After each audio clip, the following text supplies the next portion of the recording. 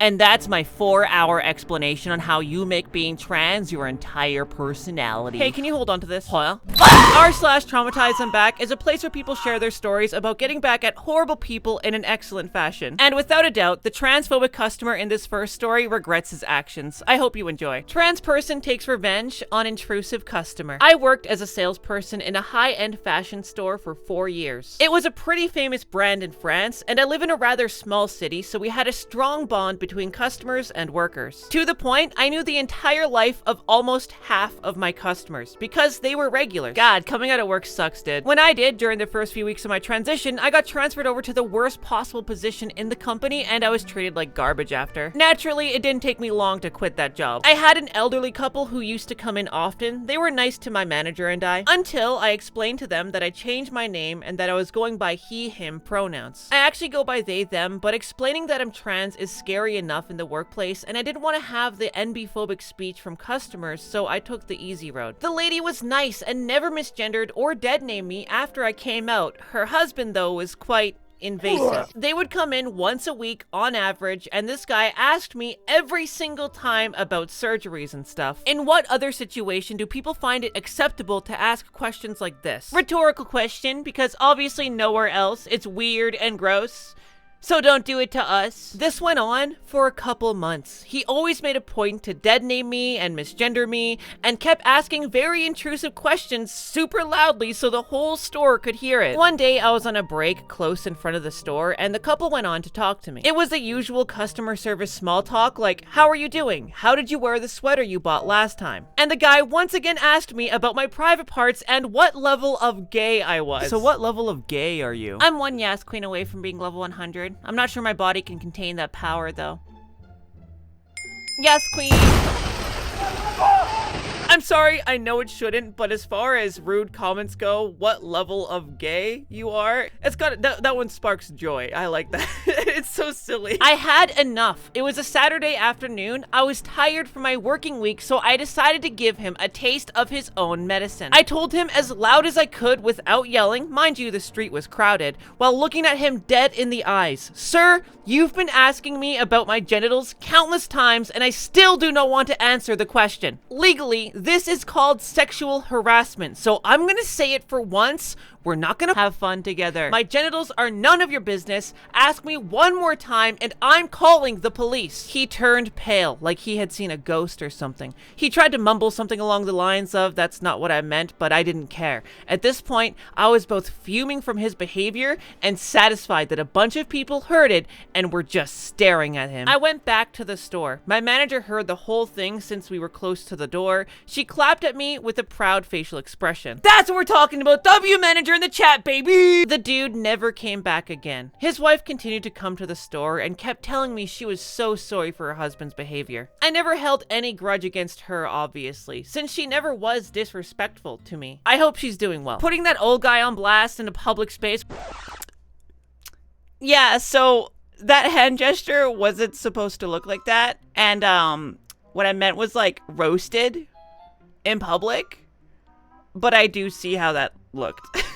That was not intended. It was one of the best things that they could have done, especially in a small community where everybody knows everybody. That's absolutely devastating for an old dude like this. I kind of feel bad for the grandma though. Like, that has to be so embarrassing. I can't imagine how much time she's had to excuse his bad behavior. This dude sounds genuinely deranged. Sis roommate wouldn't stop prying about me being trans, and I made her regret it. My sophomore year of college, I, at the time 19-year-old trans man, started the semester living with a cis woman. My college had hefty requirements to allow trans students into opposite-sex dorm rooms. I warned her beforehand that I was a trans man and made sure she was comfortable living with me as soon as I found out that we were roommates. Things seemed to be going smoothly. We didn't really have much in common, but as long as we got along, that didn't really matter to me. Move in day. Things seemed normal at first. At night, she asked some normal curiosity questions that were just cases of ignorance, so I was happy to educate her on the basics a little bit. The next day, she started asking me about hormones, when I was going to start them, why I want to be on them, again with the invasive questions, but asking a trans individual when they're starting hormones has got to be one of the most offensive things you can do. I had barely even come out yet, so I haven't even gotten that far mentally, and it started getting really overwhelming. Every Every single conversation she had with me was about me and my transition goals and prying about my life. I'm gonna retake this entire part to save you from the political blah blah blah and say something a bit more personal. I've always been a big believer in trying to educate people where possible and being patient with family as much as you can. And I know it's probably not a good thing, but I'm at a point now after 6 years where I just can't bother. And the reason being is because 9 out of 10 times, it's never to really get to know why you're doing what you're doing.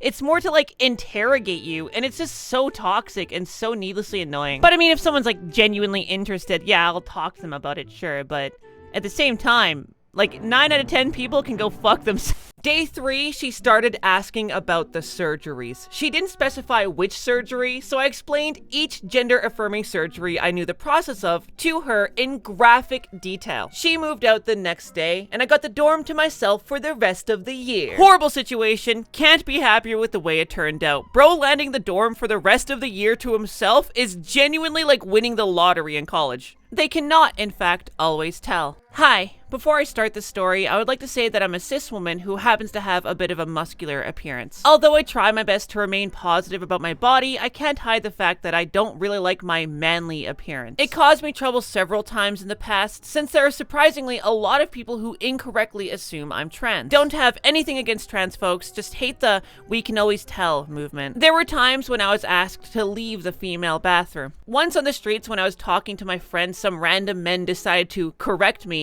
and did so by screaming, "You are not a real woman and you never will be." Perks of living in the most homophobic country in Europe. So yeah, fun stuff. This is literally the byproduct of exasperating gender norms in a society that's already bigoted. Of course it's gonna exasperate hatred towards minorities, but it's gonna do the same for cis straight people. Everything the right wing is doing is defining a mold, and if you don't fit that mold, you will be othered and harassed. And as many of us know, your genetics play a massive role in how you fit in that mold. Now if you wouldn't mind a moment. I said I wouldn't get political, but here we are. How did we get here? Oh, the auto-tune is gone. Sounded pretty cool, huh? Over the years, I kinda got used to it and tend to ignore these kind of remarks. But not yesterday. I was having a horrible day since I just got diagnosed with brain cysts and was trying to calm myself down in the bathroom when suddenly a wild Karen appeared. She scuffs and I just ignored her, hoping to avoid any conversation with her, but she had other plans. Excuse me? She taps my shoulder. Yes? This is a woman's bathroom? Yes, I know. Honestly, I hoped this would be the end of our lovely conversation, but oh well. You are a man. Just because you wear makeup doesn't make you a real woman. I don't really know what happened since I'm not usually like that, but I just screamed at her with tears in my eyes. Yeah, I know. Kinda cringe for being misgendered. That's right. This is the internet. Emotions are cringe. Shut up, Clanker! I do agree with him though, emotions are cringe. This is the internet, come on. That's exactly what I was saying. Your opinion doesn't matter! Even if he is correct in this incident. I am not trans, I am just ugly. Before she could even say anything, I continued my embarrassing rant. I was born an ugly woman, and I know no matter how much I try, no one will ever love me, and I will never be beautiful, and something, can't really remember what I screamed. Obviously, she was in a mentally distressed position, but in good faith, I think I'm gonna re-articulate this a bit. The issue isn't how you look. In the end, there's a lot of cis women that will be perceived as trans women, and trans women that will be perceived as cis women. People are being indoctrinated into a mindset that goes literally against human genetics. Sometimes cis women are born a bit masculine, and sometimes cis men are born a bit feminine. And that's fine. What's not fine is people are miserable because things keep getting worse, and they keep buying into us versus them propaganda because it's a lot easier to hate your neighbors than to actually fight against systemic issues. I said I wouldn't get political. She left without a word, and I was left sobbing in the bathroom. Update, I made it to a click video. Oh, fuck. I don't know what Click's commentary was for this post in his video, but what I do know is it's probably more interesting than anything I could say. So instead, I hope you'll enjoy this kickflip. You can't get this anywhere else, huh? Just 1 second. Okay, I can't do a kickflip. But please like and subscribe. This video is sponsored by G-Subs, baby! G-Subs is delicious, it's caffeinated, and I drink it literally all the time. Use code GenderFluid on checkout. It supports the channel directly, and it helps me do everything that I do on this channel. So if you want to support, use code GenderFluid on checkout. Thanks for watching. Bye.